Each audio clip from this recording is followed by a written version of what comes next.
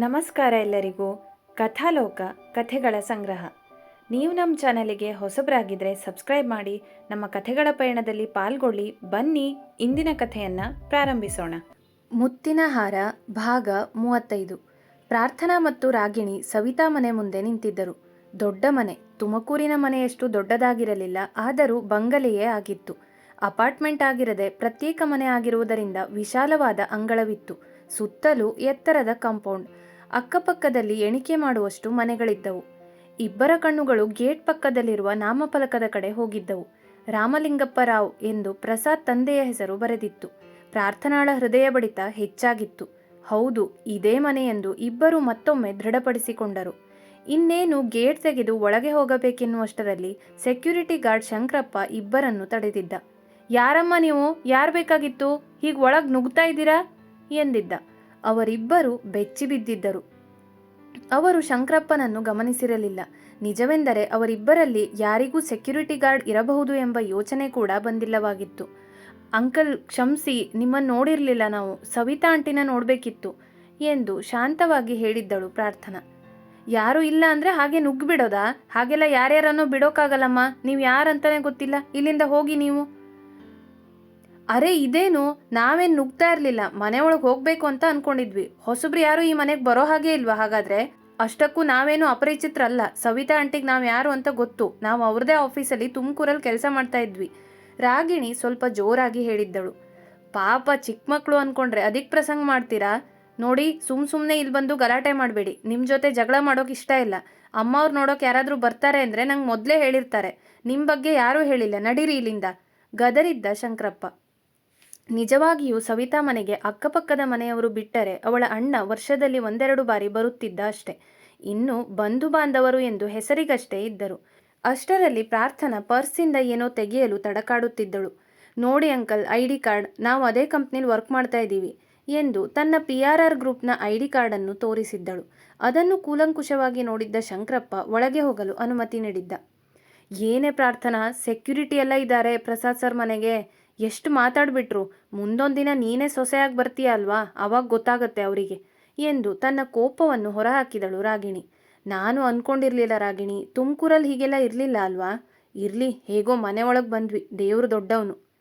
ಇದು ಒಂಥರ ಸರಿನೇ ಇದೆ ಬಿಡು. ಪ್ರಸಾದ್ ಸರ್ ಅಲ್ಲಿರ್ತಾರೆ. ಇದು ಅಪಾರ್ಟ್ಮೆಂಟ್ ಕೂಡ ಅಲ್ಲ, ಸಿಟಿ ಕೂಡ ಅಲ್ಲ. ಇಷ್ಟು ಸೇಫ್ಟಿ ಬೇಕೇ ಬೇಕಾಗತ್ತೆ ಎಂದಿದ್ದಳು ರಾಗಿಣಿ. ಪ್ರಸಾದ್ ಮನೆ ಬಾಗಿಲು ಮುಚ್ಚಿತ್ತು. ರಾಗಿಣಿ ಕಾಲಿಂಗ್ ಬೆಲ್ ಒತ್ತಿದ್ದಳು. ಒಂದೆರಡು ಸಲ ಬೆಲ್ ಮಾಡಿದ ನಂತರ ಯಾರೋ ಬಾಗಿಲು ತೆರೆದಿದ್ದರು. ಯಾರು ಬೇಕಾಗಿತ್ತು? ಅಮ್ಮವ್ರೇ, ಬೇಗ ಬನ್ನಿ, ಯಾರೋ ಬಂದಿದ್ದಾರೆ. ಹಾಂ ಬಂದೆ ಕಮಲಾ ಎಂದು ಸವಿತಾ ಬಾಗಿಲ ಹತ್ತಿರ ಬಂದಿದ್ದರು. ಬಂದವರೇ ಬಾಗಿಲಲ್ಲಿ ನಿಂತ ಪ್ರಾರ್ಥನಾಳನ್ನು ನೋಡಿ ಒಂದು ಕ್ಷಣ ಏನೂ ಮಾತನಾಡಲಿಲ್ಲ. ನಂತರ, ಇಲ್ಲಿಗೆ ಯಾಕೆ ಬಂದಿದ್ದೀರಾ? ಕಮಲಾ, ನಂಗೆ ಇವ್ರ ಹತ್ರ ಏನು ಮಾತಾಡೋಕ್ಕೂ ಇಷ್ಟ ಇಲ್ಲ. ಮೊದಲು ಇವರನ್ನ ಇಲ್ಲಿಂದ ಕಳಿಸು. ಸೆಕ್ಯೂರಿಟಿ ಇವರನ್ನು ಒಳಗೆ ಹೇಗೆ ಬಿಟ್ರು ಎಂದು ಕೋಪದಿಂದ ನುಡಿದು ಮುಖ ತಿರುಗಿಸಿಕೊಂಡು ಹೊರಟಾಗ, ಅಮ್ಮ ಪ್ಲೀಸ್ ನನ್ನ ಮಾತು ಕೇಳಿ, ಒಂದು ಸಲ ನನ್ನ ಹತ್ರ ಮಾತಾಡಿ. ಯಾಕೆ ಹೀಗೆಲ್ಲ ಮಾಡ್ತಾ ಇದ್ದೀರಾ? ಏನಾಯಿತು ನಿಮಗೆ ಎಂದಳು ಪ್ರಾರ್ಥನಾ. ಅವಳ ಕಣ್ಣಂಚಿನಲ್ಲಿ ಕಂಬನಿ ಜಿನುಗುತ್ತಿತ್ತು. ಸವಿತಾರನ್ನು ನೋಡಿ ಅವಳಿಗೆ ಮಾತೇ ಬರದಷ್ಟು ಸಂತೋಷವಾಗಿತ್ತು. ಆದರೆ ಈ ರೀತಿ ಪ್ರತಿಕ್ರಿಯೆಯನ್ನು ನೋಡಿ ಒಮ್ಮೆಲೆ ದುಃಖ ಉಮ್ಮಳಿಸಿ ಬಂದಿತ್ತು. ಆಂಟಿ, ಮನೆಗೆ ಬಂದಿರೋ ಅತಿಥಿಗಳನ್ನು ಒಳಗೂ ಕರಿಯಲ್ವಾ? ಇಲ್ಲೇ ನಿಂತ್ಕೊಂಡು ಮಾತಾಡಬೇಕಾ? ನಮಗೇನೂ ಪ್ರಾಬ್ಲಮ್ ಇಲ್ಲ. ಇಲ್ಲ ಅಕ್ಕಪಕ್ಕದ ಮನೆಯವರೆಲ್ಲ ನೋಡಿದರೆ ನಿಮಗೆ ಜಾಸ್ತಿ ಪ್ರಾಬ್ಲಮ್ ಆಗೋದು ಜೋರು ಮಾಡಿದ್ದಳು ರಾಗಿಣಿ. ಆದರೂ ಸವಿತಾ ತಿರುಗಿ ನೋಡಲಿಲ್ಲ. ಮತ್ತೆ ಕೆಲಸದಾಕೆಗೆ ಅವರನ್ನು ಕಳಿಸು ಎಂದು ಹೇಳಿದ್ದರು. ಪ್ರಾರ್ಥನಾ ಅವಳಿಗೆ ಸುಮ್ಮನೆ ಇರು ಎಂದು ಕಣ್ಣಿನಲ್ಲಿ ಸನ್ನೆ ಮಾಡಿದ್ದಳು. ಏನು ಸುಮ್ಮನೆ ಇರೋದು? ಈಗ ಮಾತಾಡಿಲ್ಲ ಅಂದರೆ ವಾಪಸ್ ಹೋಗಬೇಕಾಗುತ್ತೆ, ನಾನು ಮಾತಾಡ್ತೀನಿ ರಾಗಿಣಿ ಪಿಸುಧ್ವನಿಯಲ್ಲಿ ಹೇಳಿದ್ದಳು. ಅಷ್ಟರಲ್ಲಿ ರಾಗಿಣಿಗೆ ಪಕ್ಕದ ಮನೆಯ ಟೆರೆಸಿನಲ್ಲಿ ಒಬ್ಬರು ನಿಂತಿರುವುದು ಕಾಣಿಸಿತ್ತು. ಆ ಮನೆ ಕಡೆ ಕೈ ತೋರಿಸಿ, ನೋಡಿ ಅಲ್ಲಿ ಪಕ್ಕದ ಮನೆ ಆಂಟಿ ನಮ್ಮನ್ನೇ ನೋಡ್ತಾ ಇದ್ದಾರೆ. ಅವ್ರೀಗ ನಮ್ಮನ್ನು ಮಾತಾಡ್ಸೋಕಂತ ಬಂದರೂ ಬರ್ಬೋದು. ಅಷ್ಟರಲ್ಲಿ ನೀವೇ ಒಳಗೆ ಕರೆದ್ರೆ ಒಳ್ಳೇದಿತ್ತು ಎಂದು ರಾಗಿಣಿ ಹೇಳಿದಾಗ ಸವಿತಾ ಅವಳನ್ನೊಮ್ಮೆ ನೋಡಿ ಏನೂ ಮಾತನಾಡದೆ ಸೋಫಾ ಮೇಲೆ ಹೋಗಿ ಕುಳಿತಿದ್ದರು. ಕಮಲ ಅವರನ್ನು ಒಳಗೆ ಬರಲು ಹೇಳಿ ಕುಳ್ಳಿರಿಸಿ ಕುಡಿಯಲು ಏನಾದರೂ ತರುತ್ತೇನೆಂದು ಅಡುಗೆ ಮನೆ ಕಡೆ ಹೋದಳು. ಒಂದೆರಡು ನಿಮಿಷ ಯಾರೂ ಮಾತನಾಡಲಿಲ್ಲ. ನಂತರ ಪ್ರಾರ್ಥನಾ ಸವಿತಾ ಹತ್ತಿರ ಹೋಗಿ ಕುಳಿತು, ಅಮ್ಮ ಏನಾಯಿತು ಅಂತ ಹೇಳಿ, ಯಾಕೆ ಈ ಥರ ಮಾಡ್ತಿದ್ದೀರಾ? ನಾನೇನು ತಪ್ಪು ಮಾಡಿದ್ದೀನಿ? ಪ್ರಸಾದ್ ಕೂಡ ಏನೂ ಹೇಳದೆ ಹೋದರು. ನಾನು ಎಷ್ಟು ಪ್ರಯತ್ನ ಮಾಡಿದೆ ನಿಮ್ಮನ್ನೆಲ್ಲ ಮಾತಾಡಿಸ್ಬೇಕು ಅಂತ, ಆದರೆ ಮನೆ ಖಾಲಿ ಮಾಡ್ಕೊಂಡು ಹೋಗ್ಬಿಟ್ಟಿದ್ರಿ. ಹೇಳಿ ಅಮ್ಮ ಪ್ಲೀಸ್ ಮಾತಾಡಿ ಇಷ್ಟು ಹೇಳುವ ಹೊತ್ತಿಗೆ ಪ್ರಾರ್ಥನಾ ಗಂಟಲು ಕಟ್ಟಿತ್ತು. ಅವಳ ಮಾತುಗಳನ್ನು ಕೇಳಿ ಸವಿತಾ ಸ್ವಲ್ಪ ಶಾಂತವಾಗಿದ್ದರು. ಎಷ್ಟೇ ಆದರೂ ಅವರು ಪ್ರಾರ್ಥನಾಳನ್ನು ಮೊದಲು ಇಷ್ಟಪಟ್ಟಿದ್ದರಲ್ಲವೇ, ತನ್ನ ಸೊಸೆ ಎಂದು ಅಂದುಕೊಂಡಿದ್ದರಲ್ಲವೇ. ಈ ಯೋಚನೆ ಬಂದರೂ ಅವಳ ಮೇಲಿನ ಕೋಪ ಅವಳನ್ನು ಬೈಯುವಂತೆ ಮಾಡಿತ್ತು. ನಾನೇನು ಹೇಳೋದಿದೆ ಪ್ರಾರ್ಥನಾ, ನೀನು ಈ ಮುಗ್ಧ ಮುಖ ಇಟ್ಕೊಂಡು ಬಣ್ಣದ ಮಾತಾಡಿ ನನ್ನ ಮಗಂಗೆ ಮೋಸ ಮಾಡಿಬಿಟ್ಟೆ. ನೀನು ಯಾಕೆ ಹಾಗೆ ಮಾಡಿದೆ ಅಂತ ಹೇಳಬೇಕು. ಇಷ್ಟಾದ್ಮೇಲೂ ಮತ್ತಿಲ್ಲಿಗೆ ಬರೋ ಧೈರ್ಯ ಮಾಡಿದ್ಯಲ್ಲ, ಮೆಚ್ಚಲೇಬೇಕು ನಿನ್ನ, ಖಾರವಾಗಿ ನುಡಿದರು ಸವಿತಾ. ಸವಿತಾರ ಮಾತುಗಳು ಪ್ರಾರ್ಥನಾಳಿಗೆ ಬಾಣದಂತೆ ಇರಿದಿದ್ದವು. ಅವಳ ಬಾಯಿಯಿಂದ ಮಾತುಗಳು ಹೊರಡಲಿಲ್ಲ. ಸವಿತಾಳ ಮುಖವನ್ನು ಗೊಂದಲದಿಂದ ನೋಡಿದಳು. ಕಣ್ಣಲ್ಲಿ ನೀರು ಹರಿಯುತ್ತಿತ್ತು. ರಾಗಿಣಿಗೆ ಕೂಡ ಸವಿತಾರ ಮಾತುಗಳು ಆಶ್ಚರ್ಯವನ್ನುಂಟು ಮಾಡಿತ್ತು. ನೀನೇನು ಮಾತಾಡ್ತೀಯ? ನಿಂಗೀಗ ಮಾತು ಬರಲ್ಲ ಅಲ್ವಾ? ನನ್ನ ಮಗ ಅಮಾಯಕ, ನಿನ್ನನ್ನು ನಂಬ್ದ. ಅವನೊಬ್ಬನೇ ಅಲ್ಲ, ನಾನು ಕೂಡ ನಿನ್ನನ್ನು ನಂಬಿ ನಿನ್ನ ಮೇಲೆ ಎಷ್ಟೊಂದು ನಂಬಿಕೆ ಇಟ್ಕೊಂಡಿದ್ದೆ. ಬೇರೆ ಹುಡುಗಿರ ಥರ ಅಲ್ಲ ಅಂದ್ಕೊಂಡಿದ್ದೆ. ಆದರೆ ನೀನು ಕೂಡ ಎಲ್ಲರಂತೆ ಪ್ರಸಾದ್ನ ಒಳ್ಳೆ ಗುಣ ನೋಡಿದೆ ಅವನ ದುಡ್ಡಿಗೆ ಆಸೆ ಪಟ್ಬಿಟ್ಟೆ. ಮತ್ತು ಇಲ್ಲಿ ಯಾಕೆ ಬಂದಿದ್ಯಾ? ಹೋಗು ಇಲ್ಲಿಂದ. ಮೊದಲೇ ಅವನ ಜೀವನದಲ್ಲಿ ತುಂಬ ನೊಂದಿದ್ದಾನೆ. ಮತ್ತು ಅವನ ಜೀವನದಲ್ಲಿ ನೀನು ಬಂದು ಉಳಿದಿರೋ ಸಂತೋಷನೂ ಕಿತ್ಕೋಬೇಡ, ಹೊರಟೋಗು ಎಂದು ಬಾಗಿಲ ಕಡೆ ಕೈ ತೋರಿಸಿದ್ದರು ಸವಿತಾ. ಈ ಮಾತುಗಳನ್ನು ಕೇಳಿದ ರಾಗಿಣಿಗೆ ಕೋಪ ಉಕ್ಕಿ ಬಂದಿತ್ತು. ಏನೋ ಹೇಳಬೇಕು ಎಂದು ಎದ್ದು ನಿಂತು ಮಾತನಾಡುವಷ್ಟರಲ್ಲಿ ಪ್ರಾರ್ಥನಾ ನೀನೇನೂ ಹೇಳಬೇಡ, ತಾನು ಮಾತನಾಡುತ್ತೇನೆ ಎಂದು ಕಣ್ಸನ್ನೆ ಮಾಡಿದ್ದಳು.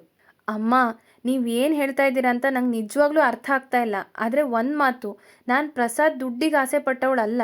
ನಾನು ಪ್ರಸಾದ್ನ ಇಷ್ಟಪಟ್ಟಿದ್ದು ಅವ್ರ ಒಳ್ಳೆ ಗುಣ, ನಡತೆ ನೋಡಿ, ಅವ್ರು ಕೆಲಸ ಮಾಡೋ ರೀತಿ, ಅವ್ರ ಸರಳ ಜೀವನ ಶೈಲಿ, ಅವ್ರು ತೋರಿಸೋ ಕಾಳಜಿ. ಅಷ್ಟು ದೊಡ್ಡ ಕಂಪನಿ ಮಾಲೀಕ ಆದರೂ ಒಂಚೂರು ಅಹಂಕಾರ ಇಲ್ಲ.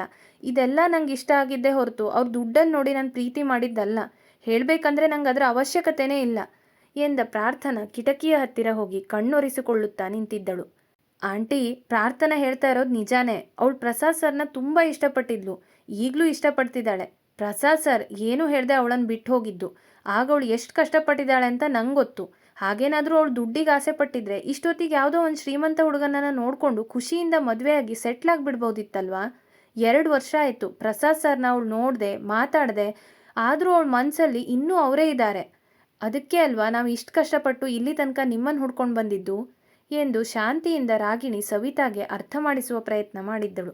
ಇಷ್ಟೊಂದು ಪ್ರೀತಿ ಮಾಡ್ತಾಳೆ ಅಂದರೆ 2 ವರ್ಷದ ಹಿಂದೆ ಯಾಕೆ ಅವಳು ಪ್ರಸಾದ್ಗೆ ನೋವು ಉಂಟು ಮಾಡಿದ್ಲು? ಏನಾದರೂ ಜಗಳ ಮನಸ್ತಾಪ ಆಗಿದ್ರೆ ಕೂತ್ ಮಾತಾಡಿ ಬಗೆಹರಿಸ್ಕೋಬೇಕಿತ್ತಲ್ವಾ? ಅಥವಾ ಅವರಿಬ್ಬರ ಕೈಯಲ್ಲಿ ಆಗ್ತಾ ಇಲ್ಲ ಅಂದರೆ ನನ್ನ ಹತ್ರ ಆದರೂ ಬಂದು ಮಾತಾಡಬೇಕಿತ್ತಲ್ವಾ? ಅವಳ ಮನೇಲಿ ಕೂಡ ಒಂದು ಮಾತು ಹೇಳಬೇಕಿತ್ತಲ್ವಾ? ನಾನಂತೂ ಪ್ರಾರ್ಥನಾಳನ್ನೇ ನಮ್ಮ ಮನೆ ಸೊಸೆ ಅಂತ ಅಂದ್ಕೊಂಡಿದ್ದೆ. ಪ್ರಸಾದ್ ಕೂಡ ಅವಳನ್ನೇ ಮದುವೆ ಆಗೋದು ಅಂತ ನಿರ್ಧಾರ ಮಾಡಿದ್ದ ಎಂದು ಸವಿತಾ ಹೇಳುತ್ತಿರುವಾಗಲೇ ಗಕ್ಕನೆ ತಿರುಗಿದ್ದಳು ಪ್ರಾರ್ಥನಾ. ಏನು ಹೇಳಿದ್ರಿ ಅಮ್ಮ? ಪ್ರಸಾದ್ ಸರ್ ನಾನು ಪ್ರೀತಿ ಮಾಡ್ತಿದ್ರಾ?